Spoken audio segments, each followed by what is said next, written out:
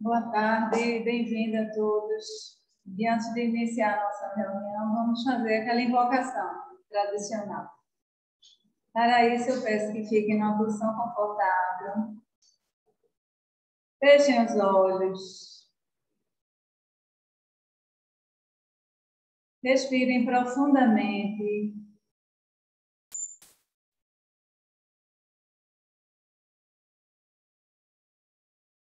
Vamos relaxar o corpo físico, acalmar as emoções e aquietar a mente.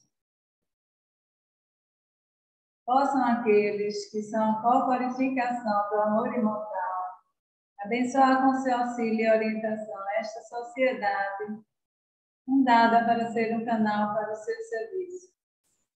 Possam eles inspirá-la com sua sabedoria, fortalecê-la com seu poder e vitalizá-la com sua atividade. Em nome dos mestres de amor e sabedoria, está iniciada a palestra de hoje à tarde. Bernadette, dia 30 de outubro, eu vou trazer um pouco de avó, mas já falei que há minutos vou fazer. Muito bem, vamos comemorar. Deixa eu ver a natureza. Não é nada. Sim. Então, pode ser a casa de Deus. Vocês são muitos que é horrível como ser humano. Assim fica melhor, né?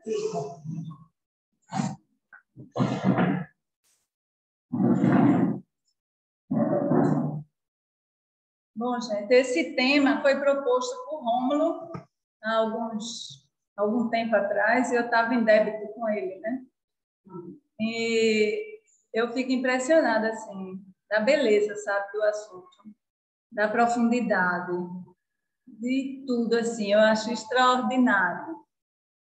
Então, assim, apesar de ser um pouquinho trabalhoso o estudo, na realidade foi um prazer ter feito, sabe, esse trabalho. Então, vamos lá. Aqui já dá para vocês terem uma visão geral. Vocês estão vendo? Está bem nítido aí? São 4 imagens, né? Distintas. Então, nós vamos aprender hoje um pouquinho sobre cada uma dessas figuras.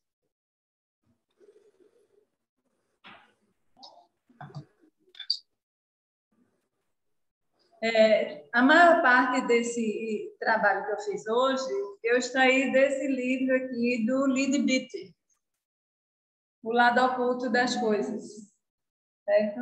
Na página 59 até 80 e pouco, aí ele discorre sobre esse assunto com muita propriedade.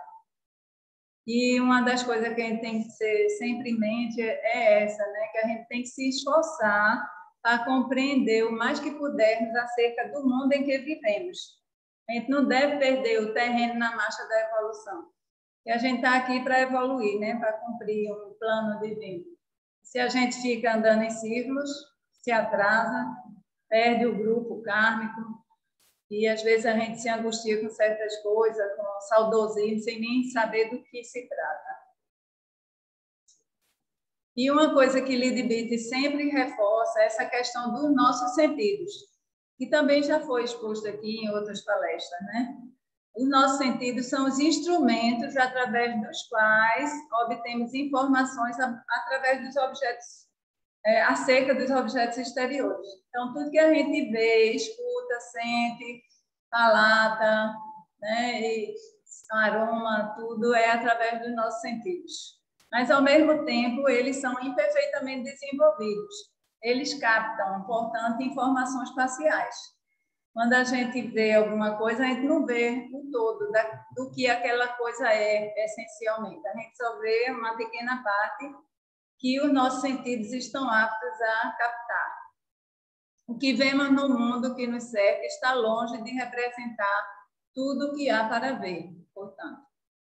Então, o ocultismo, hoje em dia, é tão denegrido, né? Se você for falar aí que estuda ocultismo, olhe, acho melhor até falar de maneira isolada, escolhendo.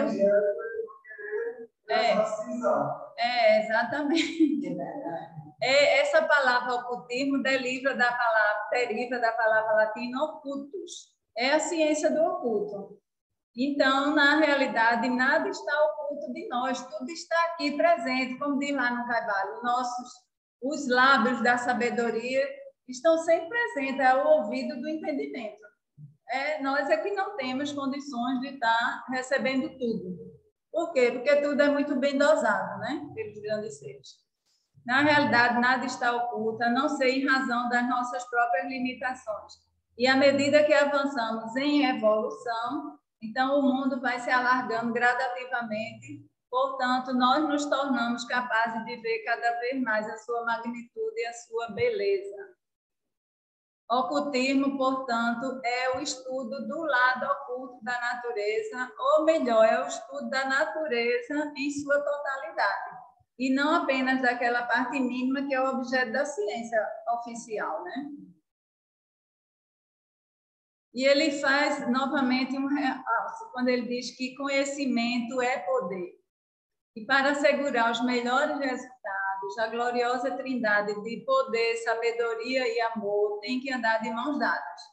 Então, se você adquirir poder com intuitos egoísticos, né, ou de destruir o outro, você vai ter um destino pesado, malfadado, né? Então, para ter conhecimento e poder, você tem que ter essas três características aí, que também a gente pode encontrar com vontade, que é o primeiro raio, a autoridade, vontade, amor, sabedoria. Então, é poder, amor, sabedoria. Tem que andar todos eles alinhados. Não adianta você querer ter poder se aquilo que você vai fazer com o poder que você adquire é algo para prejudicar o seu semelhante. Aí aqui tem uma coisa assim, que nem está no capítulo sobre os espíritos da natureza, mas que eu achei importante trazer. É quando ele fala sobre a divindade solar. O Sol, com sua magnífica coroa, todos os planetas com seus satélites, seus oceanos, suas atmosferas e os vários éteres que os envolvem, tudo isso coletivamente é o seu corpo físico. É a expressão dele, da divindade solar, no plano físico. O Sol, é isso? O Sol. Chegou. Estava perguntando por você, Ron.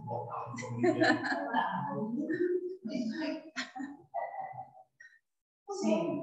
Então, entenderam, gente? É a divindade solar. Esse nosso mundo fenomenal, esse nosso universo, é a parte física da nossa divindade solar. Inclusive, a Helena Blavatsky, ela diz que tudo que está escrito nos livros esotéricos só é restrito ao nosso sistema solar. Né? A gente não sabe nada dos confins do universo, de Sírios, das Pleiades, né? Não é? É enorme, é imenso para a gente, mas diante do universo, ele é uma coisa assim minúscula, né? E lá no Google a gente vê nos sites, né, que tratam de astronomia, como ele é tão pequenininho, é um pixel do sistema solar. Aí vem outros e outros, assim, cada coisa mais grandiosa. Mas o importante em relação à nossa divindade solar, essa do nosso sistema solar, é a gente saber que o Sol, os planetas, com todas as composições que tem nele, é o corpo físico desse ser. Então, a natureza, em seus diversos planos, não é senão a vestimenta daquele ser, existindo ele, porém, fora e acima de tudo isso. Ele está além daquilo que a gente vê, que a gente considera como natureza. E na vida que transcende a toda e qualquer definição e da qual a gente dificilmente vai saber, por enquanto. Aí ele realça mais essa parte aqui. Você vê, ele fala da divindade solar, fala da natureza como um todo e depois vem tratar aqui da nosso próprio planetinha Terra, né? Que já tem cientistas que dizem, né? Chama de Gaia a Terra, né? Nosso planeta, né? É um ser vivo, né? Então, a própria Terra, ela tem vida. Essa bola de matéria, de terra, de água, de fogo, tudo mais, ela está servindo de corpo a uma colossal entidade. Não é um adepto, não é um anjo, não um ser altamente desenvolvido em todos os sentidos, senão algo que se pode imaginar como um gigantesco espírito da natureza, para o qual a existência em nossa Terra representa apenas uma encarnação. Então, do mesmo jeito que existem encarnações, né? Existem encarnações humanas, a gente vai migrando de um corpo para outro, no intuito de evoluir. Esses seres que habitam esses planetas, eles também passam por esse processo de evolução. Aí ele vem e fala aqui que os espíritos da natureza, eles são os habitantes originais da Terra. Antes de chegar a qualquer tipo de ser biológico, eles estavam aqui povoando a nossa Terra, né? Mas eles foram afugentados, né? De algumas partes dela com a chegada do homem. Você vê onde o homem chega, o que é que acontece? Ele tem, porque ele também não tem que viver, ele não tem que sobreviver. Então, ele chega num lugar, ele limpa aquilo ali, limpa, derruba um monte de coisa, né? Exatamente, isso. Porque o habitat deles é a própria natureza, eles são a própria natureza, né? É por isso que eles evitam as grandes cidades e todos os pontos onde os homens mais se reúnem. Por isso, sua influência é pouco sentida. Aqui na cidade grande, por exemplo, é pouco sentida. Acho difícil alguém aqui já viu algum ser espírito da natureza. Aí, mesmo assim, a gente não convive com esses elementos, né? Terra, água, fogo e ar, mas eles estão afastados. Onde o homem se reúne, ele se afasta.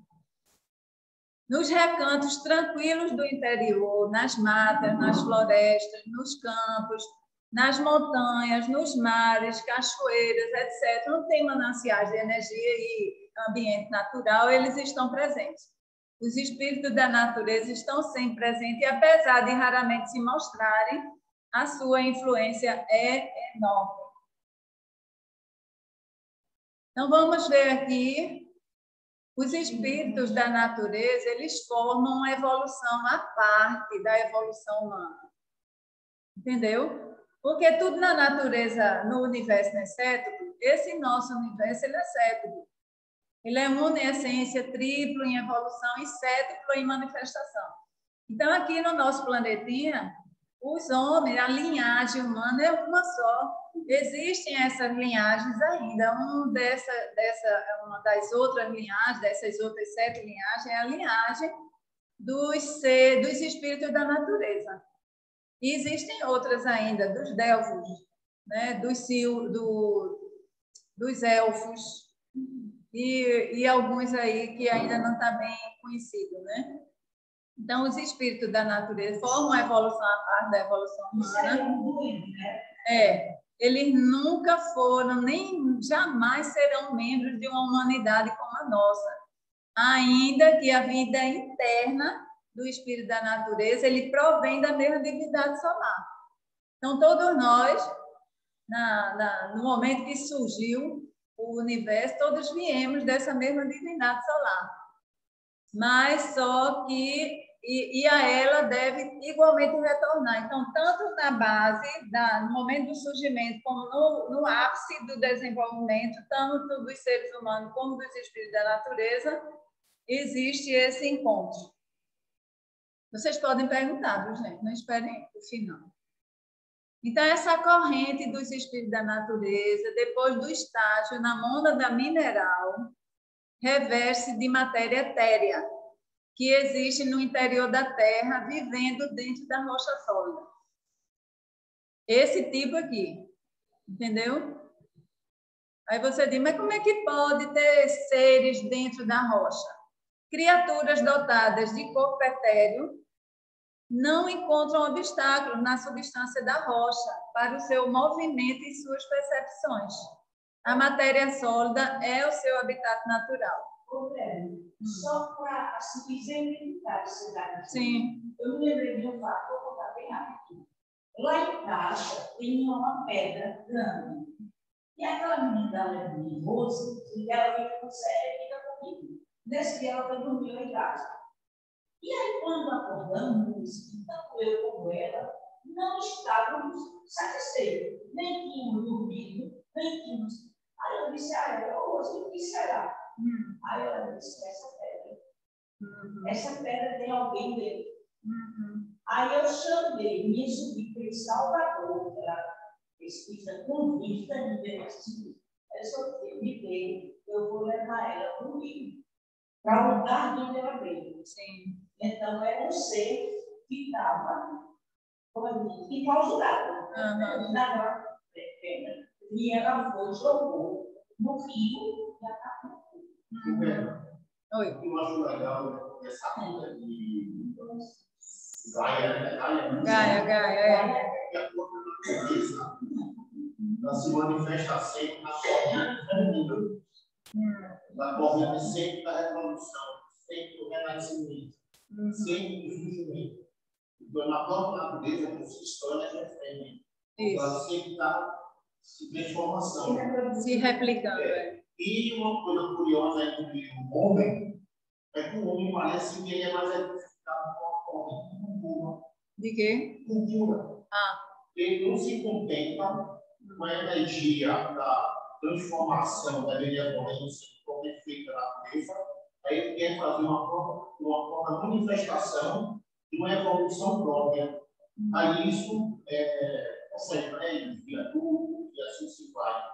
Então, a sensação é que aquela cultura é estabelecida por eles, enquanto eles se predominam como se fosse uma parte externa da natureza. Essa é a ideia do viver da característica homem. Né? O problema é esse, é que ele se acha como se fosse o dono da natureza e que pode fazer o que bem entender. Mas não é assim. Como se fosse dono de aceitar. Deve ser tão difícil compreender ou aceitar. Não é? Oi, Rômulo? Como se fosse dono do mundo. Chegou aqui na terra e matou todo mundo. Porque o homem faz parte da natureza. Ele é da própria natureza, mas ele se sente a parte da natureza e que pode dominar a natureza a seu bel prazer. A seu bel prazer, exatamente.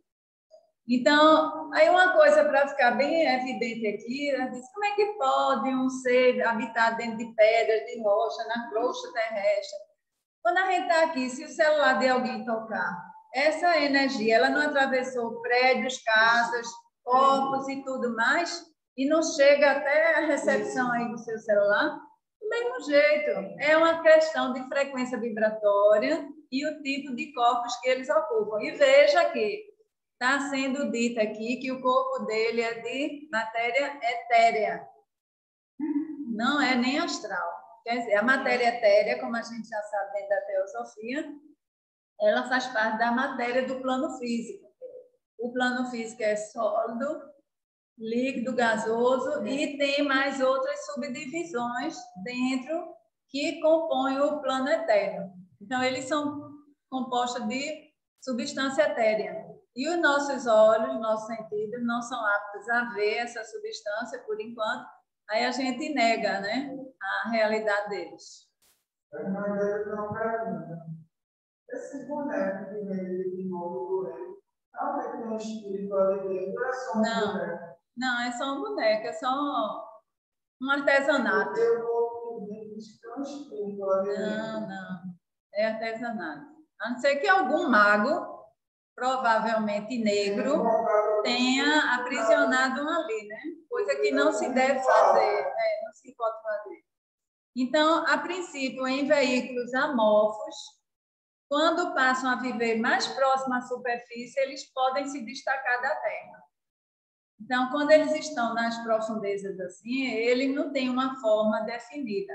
À medida que eles vão evoluindo, que vão chegando mais na superfície da Terra, aí então eles podem se destacar e se apresentar visível momentaneamente para algumas pessoas. Eles são mais frequentemente vistos, ouvidos em cavernas e minas, são conhecidos pelos nomes de duendes ou gnomos. podem se tornar visíveis ao densificarem mais seus corpos ou quando o próprio observador experimenta um aumento da sensitividade. Alguém já viu? Eles são seres viventes e eles são espíritos. Eles são espíritos. Do mesmo jeito que nós temos espíritos, eles também têm. Tem matéria, só que é matéria etérea. Entendeu? É matéria etérea. Aí, algumas pessoas já viram. Isso é muito comum nos campos. As pessoas que trabalham no campo, na agricultura. E tem muitas que são relatadas como lendas lá na Irlanda, lá no Reino Unido, nesses lugares assim, muito manancial de energia, bosque, floresta. Não, pode acontecer. Eu vou falar nisso daqui a pouco. Então, veja, a pessoa que experimenta um aumento da sensitividade, ela pode ver os gnomos. Eu já tive a ocasião de presenciar 2 vezes. Uma vez foi lá na casa do Dr. Laércio, no nosso grupo de estudos, quando estávamos fazendo um ciclo de meditação, e houve um momento lá que, quando eu abri os olhos, eu vi aqueles serizinhos bruxuleando, são pequenininhos, mas não eram gnomos, não, era como fosse fadas, e a cor violeta e brilhosa, sabe? Parecia um bruxulear assim, que eu olhava aquilo sem entender o que era, né? Depois, quando eu falei, foi dito do que se tratava.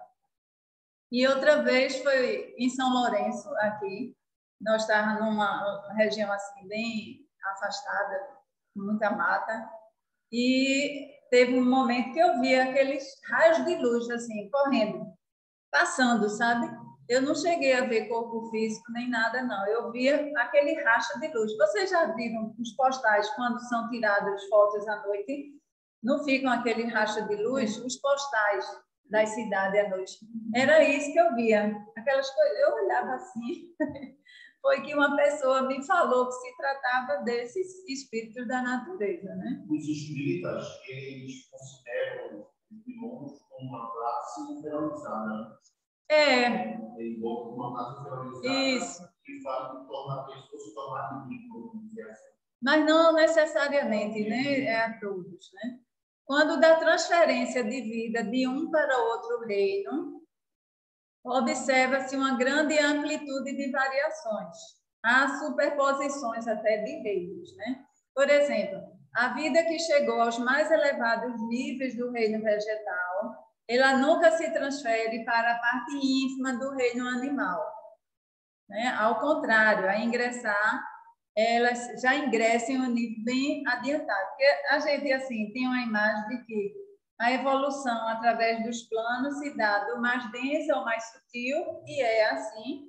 Só que, dependendo do esforço que cada ser, cada espírito faça, algum espírito que tenha galgado um patamar de desenvolvimento e de conhecimento espiritual elevado, naquele momento, ele não precisa entrar pare a pare com a base inferior do reino seguinte. Ele pode se sobrepor àquelas primeiras vidas daquele reino que vem a seguir. Analogamente, quando os animais domésticos, por exemplo, os mais adiantados, se individualizam, então eles não necessitam descer a forma de selvagem primitivo para a sua primeira encarnação na Terra como ser humano.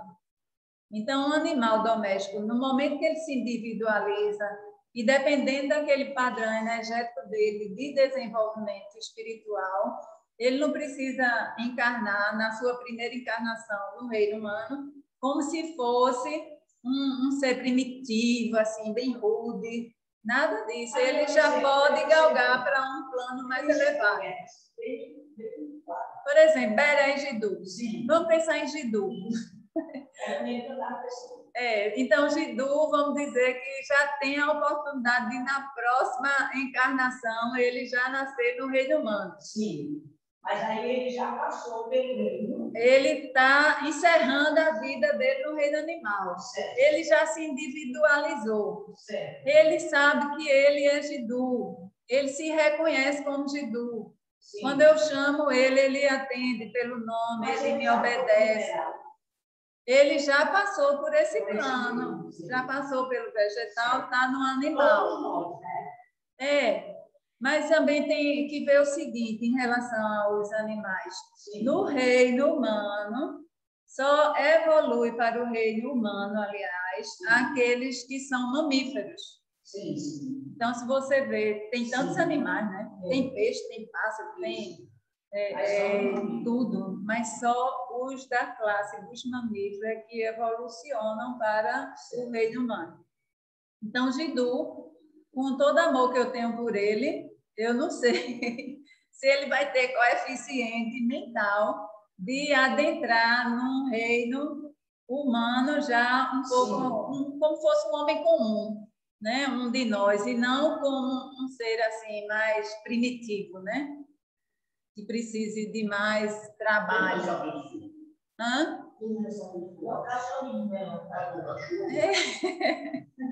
Eu estou exemplificando. Olha, gente, e outra coisa, isso aqui, olha, preste atenção, para não haver equívocos aí na mente. Quando a gente fala nisso, o reino humano, não quer dizer que seja nem nessa ronda, entendeu? Pode ser numa outra ronda. Isso aí leva tempo. Eu estou só dando esse exemplo para ficar assim bem claro. Mas provavelmente nós não viemos desse reino animal, né? Nós não fomos animais domésticos, por exemplo, de alguém que nasceu lá no século XV, XIV. Nada disso. A gente já chegou aqui como humano. Entendeu? Aí, para isso, a gente tem que estudar a histórico do sistema solar, das raças, para entender um pouquinho. Então, analogamente, né, quando os animais domésticos mais adiantados se individualizam, então eles não necessitam, isso eu já li.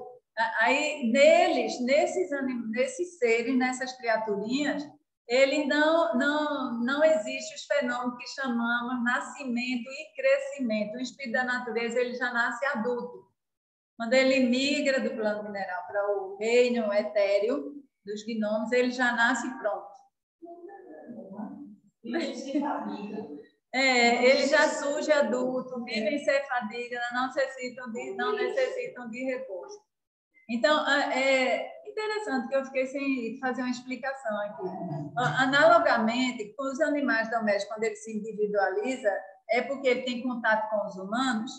Então, da mesma forma, esses seres, para eles se individualizarem, eles já têm que estar mais elevados na escala e ter contato com os anjos. É aí que ele se individualiza. Mas adiante eu vou explicar melhor. Oi? Não, acho que não. Não, porque eles não têm mente. É outra coisa que confunde a gente. Meu Deus, não tem mente, não tem mente. Os outros seres que têm mente são os humanos. Não importa que ele nasça aqui na Terra, ou lá nas Pleiades, ou lá em Sirius, se tiver mente, é classificado como ser humano. Mesmo que não tenha essa forma humanoide que a gente conhece. O fenômeno da morte ocorre por haver exaurido suas energias. Seu corpo se faz cada vez mais diáfano, até ficar como uma entidade astral. Então, quando a gente, no processo da morte, a gente não passa do plano físico para o plano astral, eles também, quando eles saem do plano físico etéreo, eles também vão para assim, viver, ter uma existência no plano astral durante o período. Então, depois de viver esse tempo lá, ele é reabsorvido na alma grupo, na qual tem um pouco de existência consciente. São tão simpáticos, né? Eu acho tão bonitinho. Após isso, é mais uma vez pressionado para fora e o desejo, trabalhando sobre a matéria plástica, astral e etérea, materializa um corpo de tipo semelhante, adequado para ser uma expressão do desenvolvimento alcançado na última vida. Então, na última vida, ele chegou a esse ponto aqui. Então, na hora que ele vai renascer, e já com um pouquinho adulto, ele mesmo plasma aquele corpo e parte desse último ponto que ele chegou para evolucionar mais adiante. Então, nascimento e morte para ele não são coisas assim tão complicadas como é para nós, não. Não há sexo, não há enfermidades, não há conflitos. Eles estão imunes às causas mais frequentes do sofrimento humano. Eles são capazes de grandes afeições e de estreitas amizades, mas são também suscetíveis de ciúme e ira, embora essas emoções se dissipem rapidamente por causa da jovialidade que neles predomina. Então, por que é que eles ficam irados às vezes? Porque está lá no seu ambiente, chega um homem já com a espingarda, começa a atirar nos animais, destruir, botar a motosserra ali para derrubar árvores, mas aí eles realmente se afastam. E essa emoção que surgiu assim se dissipa rapidamente. Se a gente fosse adentrar mais profundamente nesse estudo, então eu trouxe aqui os símbolos do elemento terra. Então é um triângulo invertido com um traço assim próximo ao seu ápice inferior. As pedras são jade, ágata, malaquita, todas as plantas, os signos, touro, virgem e capricórnio. Tem touro aqui? Eu também. Tá, não. Virgem e capricórnio também são do signo regido pelo elemento terra. A direção é o norte, a estação é a primavera, é essa que a gente está vivendo agora. E as intenções e poderes desse alimento é estabilidade, crescimento, nutrição, paciência, sucesso e prosperidade. Aí, de repente, você diz, mas os espíritos da natureza, eles estão fora de nós, estão dentro de nós. Nós não somos uma extensão da Terra? Nós não somos compostos dos elementos químicos que compõem a Terra? Por exemplo, o elemento, esses três signos aí, touro, virgem e capricórnio, o elemento que predomina na Terra, mas eles também têm fogo. Sem fogo não funciona. A energia que é transmitida através dos neurônios, as informações, tudinho é fogo. E tem o elemento água, que é o sangue, que é a linfa, líquido céfalo-raquidiano. Tem todos os elementos, temos também dentro de nós. Aí, depois disso, o tipo mais comum conhecido do homem é o das fadas, os espíritos da natureza que vivem normalmente na superfície da Terra. Porque os gnomos, os que estão já em ascensão, é que eles podem se destacar e se apresentar momentaneamente, e depois, no próximo passo deles, é, então, a encarnação nesse reino aí das fadas, né? Nesse campo das fadas. Suas formas são múltiplas e variadas, mais frequentemente humanas e de tamanho reduzido, com feições ou membros algo exagerados. Porque esse desenho aqui, tá vendo aí o perfil bem bonito, né? O vulto delas assim, bem bonito, mas na realidade, Liedewither, como ele era um clarividente, ele expôs assim algumas imagens que não condiz com esse romantismo que a gente tenta trazer. Eles não são tão lindinhos assim, esteticamente para nós, né? Então, o quê? O sol, a terra? Acho que é a lua. É. Eles possuem formas próprias e definidas, mas são capazes de assumir à vontade qualquer aparência. Eles estão ainda no reino etéreo, já passando por o plano astral, né? Eles possuem suas próprias cores, sendo distinguidas por imensa subdivisão de raças entre si. Então, Liedewither, cada vez que viajava para um país, ele dizia, eita, as fadas daqui têm tais cores, tais características, umas parecem beija-flores do tamanho, outras são maiores, e assim por diante. Sua distribuição nas várias regiões do planeta é idêntica à que existe nos demais reinos da natureza, como os pássaros, dos quais alguns tipos evolucionam. Entenderam? Então, veja, existem espíritos da natureza que eles migram nessa ordem. Reino mineral, reino vegetal, reino animal, depois o homem, né? Isso é uma linhagem à parte. E existe essa outra condição, onde os espíritos, primeiro, depois de sair do reino mineral, dessa condição amorfa, a princípio, depois adotando um pleomorfismo, né, adotando alguma forma, eles, em vez de adentrarem no reino seguinte, por exemplo, de fadas, de salamandras e silfos, não. Eles assumem uma forma animal. Por exemplo, os pássaros. Diz que as fadas, os pássaros, eles vão se transformar em fadas. Então, eles adotam um corpo físico denso para depois, então, migrarem. A mesma coisa acontece com lá dentro dos oceanos. Tem o reino mineral do oceano, porque o oceano tem água, né? Mas ela não está repousando sobre rochas e terras. Então, depois que esses seres lá do fundo dos oceanos, eles migram para os planos superiores, eles vão encarnar como algas marinhas, corais, esponjas, cefalópodes, depois peixes, para depois entrar no reino das fadas.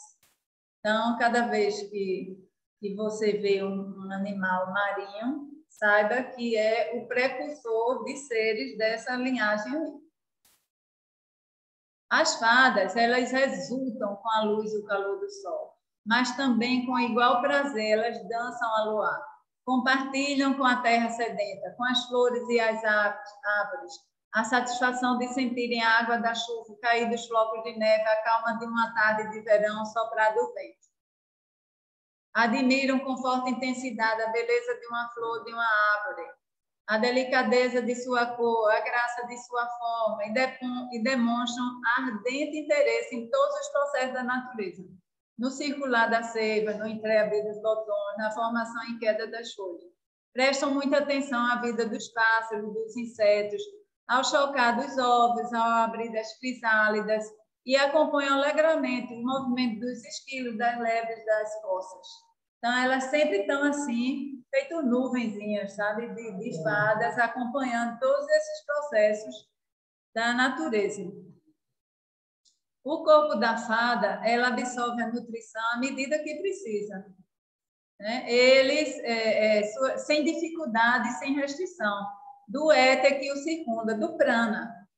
Eles não comem como a gente, eles não têm estima digestiva, não há necessidade disso, né? Ocorre, na realidade, uma troca de partículas, onde as que já decaem em vitalidade são substituídas por outras repletas de energia.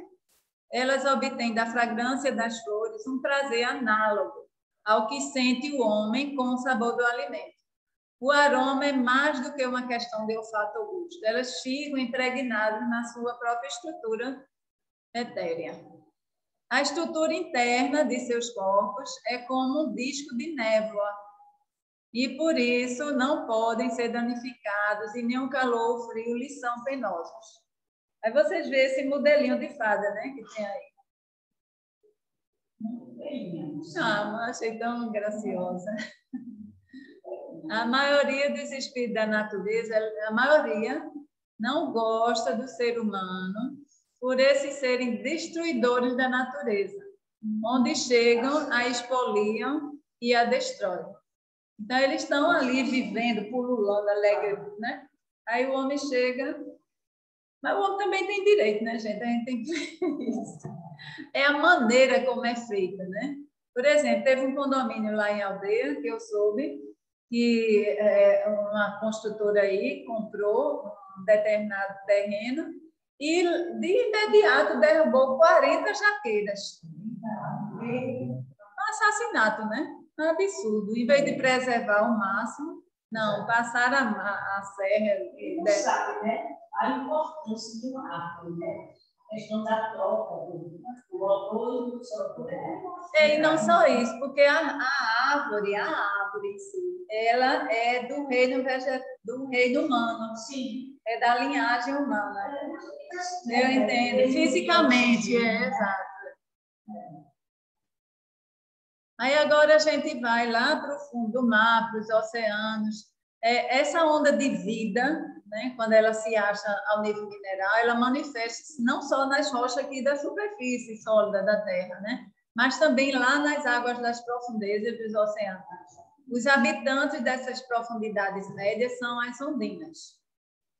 essa imagem aí dá até para se confundir, né? A gente pode estar vendo sem saber o que é.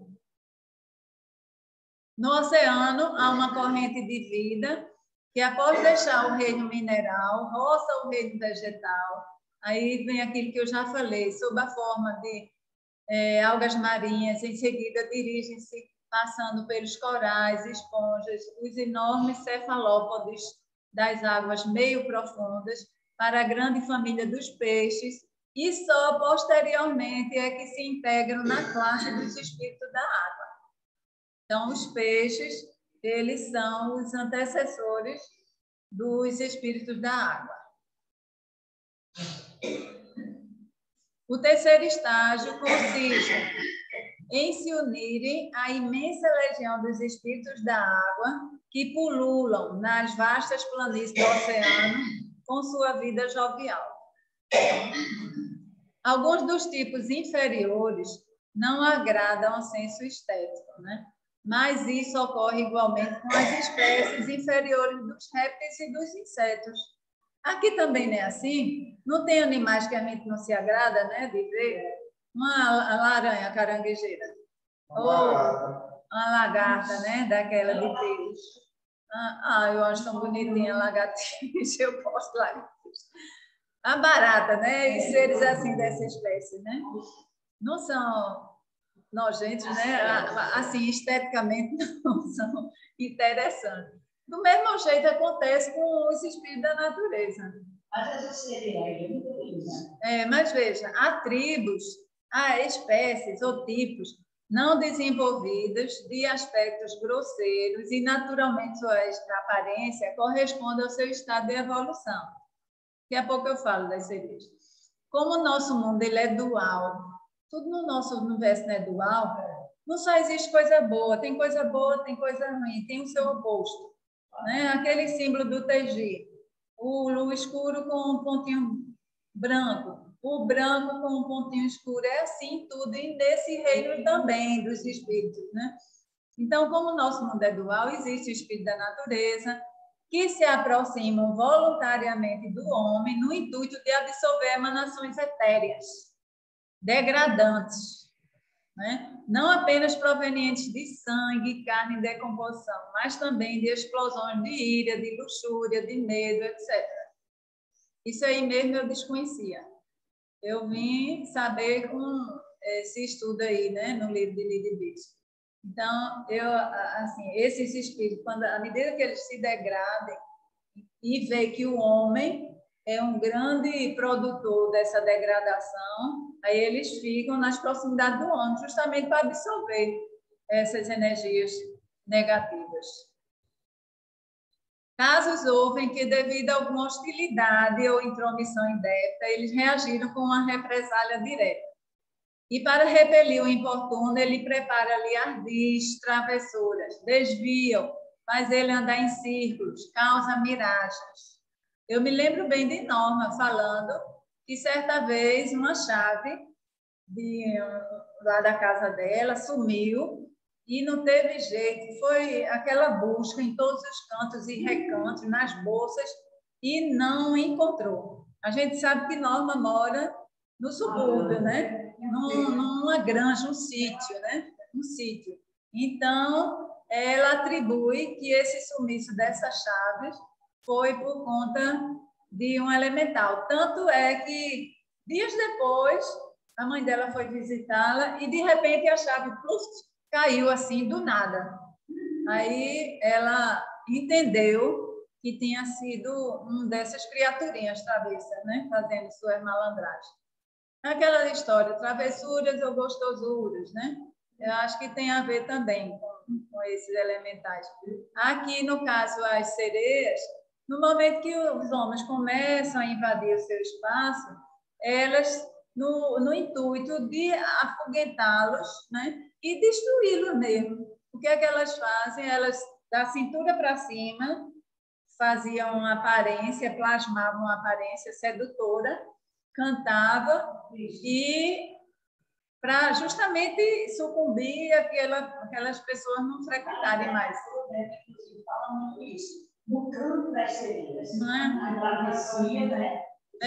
Ulisses, né? Ulisses se amarrou no mastro do navio para não sucumbir, né, aos encantos dela. Não, tem não. Tem não. É do mesmo elemento terra. São do elemento terra. Todos os dois são da terra. Aí aqui, mais uma vez, o elemento água, o símbolo é um triângulo invertido. As pedras, cristal, ametista, lapislázuli, as plantas, mirra, camomila e rosa, os signos, peixes, câncer, escorpião. A direção é oeste, a estação é outono, e as intenções e poderes, gerar, criar, equilibrar, acalmar, emoções, sentimentos, amor, purificar e curar. Então, assim, eu recomendo, não sei se vocês já fizeram o mapa astral de vocês.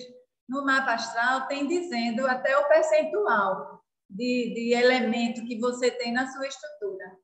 Porque eu, exemplificando com o meu caso, eu sou de touro, sou do 2º decanato de touro, que é onde se concentra mais a influência de touro. O meu ascendente é touro também. E uma amiga disse, Berna, e tu tem barro no nome ainda. Eu sou triplamamente touro e ainda no nome ainda carrego barros. Aí eu sinto o peso, sabe, de ser assim, do signo de touro. Aí eu tenho que trabalhar mais. O meu percentual de terra no signo, de acordo com o meu mapa astral, é mais de 60%. Quer dizer, são 4 elementos, mais de 50%, 60 e poucos por cento é de terra.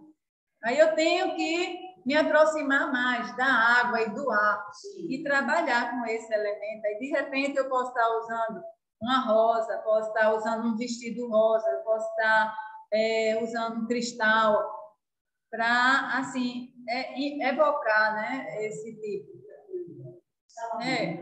As salamandras são as graciosas fadas de corpo etéreo que vivem na superfície da Terra e passarão para o próximo estágio. Não, as graciosas fadas, as fadas, é que vão migrar para o próximo estágio sob a forma de salamandras, ou elementares do fogo, já sem corpo etéreo, né? Portadoras apenas de corpos astrais e, subsequentemente, animarão diferentes estágios do grande reino dos anjos. Então, gnomos, fadas, salamandras, certo? Elemento do fogo.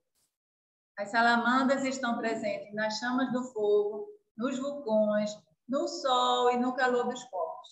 Quando eu morava lá em Boa Viagem, de manhã eu adorava ir caminhar bem cedinho. Aí eu disse, aqui eu estou tendo contato com a terra, com a água, com o ar e com o fogo, né? O sol, né? Você está ali, se tiver de energia negativa, você vai desfazendo, né? Agora, imagina o que está acontecendo. São 3 vulcões em erupção, né? Tá no oceano, na Itália e na América, Guatemala, né? Na Guatemala. O que tem de elemental ali, do salamandras, elas trabalham com o impulso, a paixão, a purificação, pelo fato de queimar energias negativas. O fogo renova, né? Ele destrói, mas ao mesmo tempo ele renova tudo. São os menos conhecidos entre os elementais, apesar de termos contato sempre com eles e conhecer muito bem como eles agem no nosso dia a dia.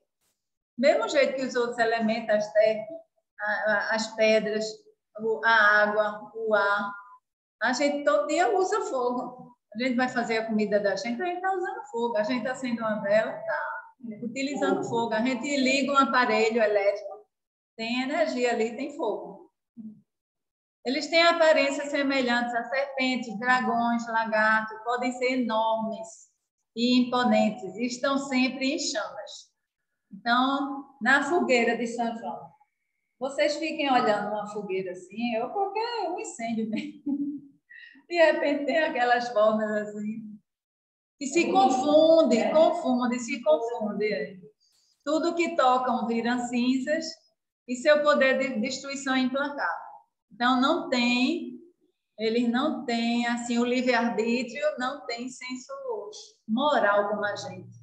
De repente, o ser humano está querendo se vingar de um inimigo, eu vou lá prejudicar fulano. Aí chega lá na casa do sujeito, ataca ele e ataca... o filhinho aparece, mas ele diz, não, o filho, eu não vou tocar no filho dele, não.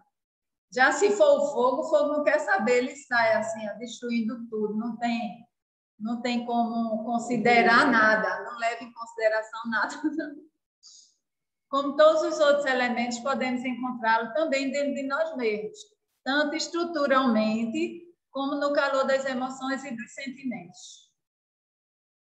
Aí aqui a figurinha representando o fogo, o símbolo é um triângulo, com a ponta, o vértice para cima, as pedras jaspe, opala, ágata, as plantas, alho, canela, pimenta, quem tiver com pouco fogo, pode temperar isso aí. Os signos, Áries, Leão, Sagitário. Palmira, é Sagitário? Não? Ah, é?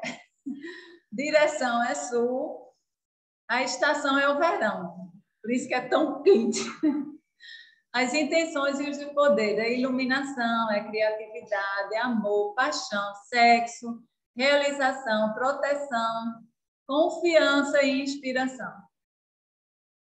E agora vamos, então, para esse outro estágio dos espíritos da natureza, que é o último estágio deles, que é o dos silfos, que são os espíritos do ar. É o estágio de convergência, de desenvolvimento das criaturas, tanto da terra como da água.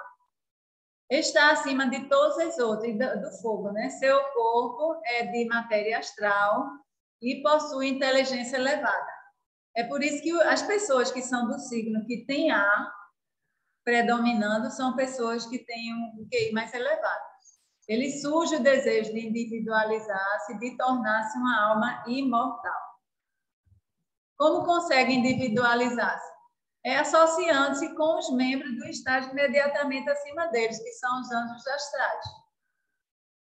Do mesmo jeito que os animais domésticos se associam com a gente e vão adquirindo, né, as nossas características e começa a nascer o desejo de ser igual a gente, os silfos, eles, convivendo com os anjos, começam também a desejar individualizar-se. Ele compreende o plano da natureza. O anjo, né, compreende o plano da natureza e reúne à sua volta vários silfos que desejam aprender com eles e ser por eles iniciados. Os devajaras empregam esses anjos para ajudá-los no cumprimento da sua tarefa de distribuição do karma. Existem muitas variedades desses espíritos do ar. Isso aí, está vendo essa imagem? Eles não são sempre belos, assim, exuberantes, né? Voltando à questão da estética. Para as pessoas também não se assustarem, de repente, quando bem como das fadas inferiores, diferindo em poder, inteligência, em hábitos e ainda em aparência. Eles estão naturalmente menos restritos quanto à localização, embora pareçam também reconhecer os limites de certas zonas de elevação, pairando alguns bem perto da superfície da Terra, enquanto outros dela raramente se aproximam. Então, os silfos, eles não estão na Terra, eles estão no ar, né? E tem aqueles que estão num patamar mais inferior, que eles já têm o corpo mental inferior presente. É quando eles, então, se individualizam. Enquanto que no lado humano, na linhagem humana, a individualização ocorre quando o animal doméstico passa para o reino humano, no reino elemental, só nos silfos. Quer dizer, eles se individualizam aqui, o homem já se individualiza num patamar mais precoce.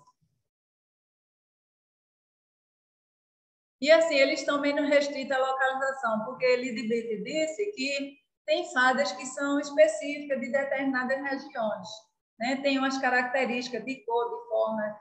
Já os espíritos, os silfos, eles pairam assim, mais sobre o planeta como um todo. Vivendo no astral, então a quarta dimensão é um fato em sua existência, o que torna bem simples realizarem pequenos truques que nos parecem espantosos. Aí eles podem fazer vários fenômenos que para a gente é como se fossem excepcionais. E aqui o elemento A, o símbolo é um triângulo com a ponta para cima, com essa linha horizontal. É só para representar justamente o elemento A, para distinguir o mesmo triângulo, porque todos eles, se você viu, tem um triângulo. Aí tem o triângulo para baixo inteiro, tem um com a linha, tem o triângulo para cima com essa linha assim. Que é como se fosse também uma indicação de que a partir daqui já vai para reinos mais elevados. As pedras é o quartzo, fumê, a safiro, citrino. As plantas, anis, benjoim, hortelã. A estação é o inverno. Os signos, aquário, gêmeos e libra. É libra, né? É ar, seu elemento. A direção é leste, é onde o sol nasce. As intenções e poderes. Pensamento, comunicação, inteligência, meditação, adivinhação, inspiração e intuição. Isso aqui, gente, era para ser cada um slide desse estilo aqui, seria uma palestra. Então, aqui, resumindo, a parte superior de uma tabela que tem aqui no livrinho, aos pés do mestre, na página 62, essa tabela aqui. Depois, eu gostaria que vocês vissem o lado oculto das coisas, de Lidibit. Então, isso tudo que eu falei é a parte inferior da tabela. E aí a parte superior. Então, vocês vejam os silfos, esse nível de individualização, os animais domésticos passam para serem homens comuns, depois homem adiantado, discípulos e adeptos. Enquanto que nesses reinos elementais, todos os tipos de elementais, eles confluem para os silfos, e a partir daí, em contato com os anjos, eles se individualizam mais tardiamente do que o homem, entre aspas, né? Então, tem os anjos que já têm um mental inferior e tem anjos com mental superior. Agora, o importante é vocês verem que tanto da linhagem humana como da linhagem dos elementos da natureza, todos eles confluem para essa categoria dos espíritos solares. Então, todos nós iremos, em algum momento da evolução, encarnar, né? Nesse estilo aí.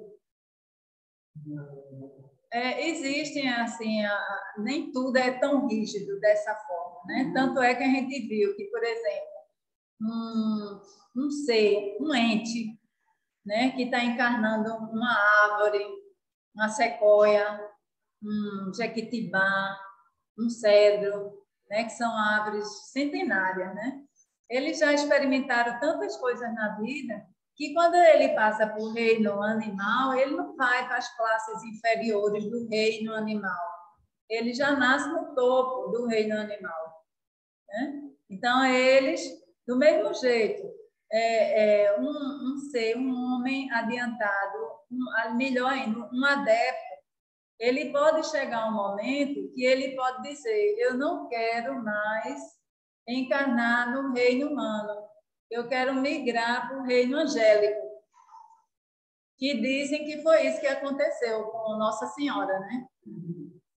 Que ela migrou para esse outro reino, essa outra linhagem.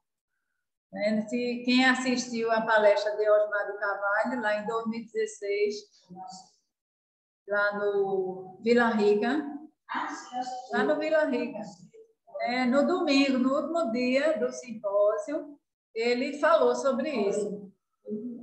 E tem lá no YouTube, no Lux Esotérica. Então, Nossa Senhora, espírito muito evoluído, ela migrou para o reino angelical. E ela paira sobre a humanidade, protegendo principalmente as mulheres e as gestantes. Então, essa beleza todinha. Eu estava aqui observando. Eu não gosto, né? De minha palestra vai ser como eu sempre fiz, falando. Agora, isso nos permite ter um raciocínio acompanhando, né? Raciocínio acompanhando. ou melhor, as figuras lhe proporcionam o raciocínio melhor. Porque você está sem nada. Né? Mas observa isso. Quando a gente visualiza, a gente vislumbra, né? Isso. Aí aqui, gente, eu só passei para mostrar isso aqui. Você sabe quais elementos lhe compõem?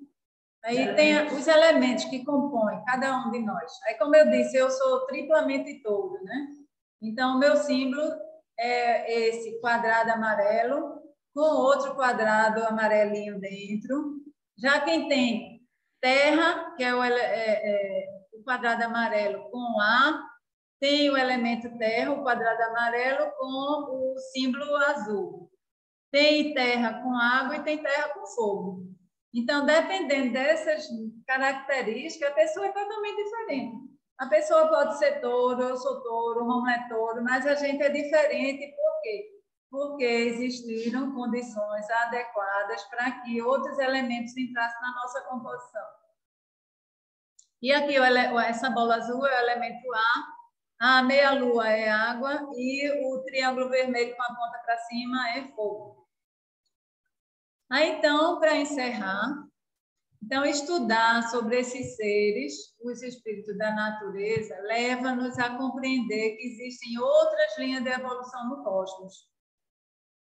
Alarga o horizonte de nossas mentes e nos ajuda a reconhecer que o mundo não existe só para nós.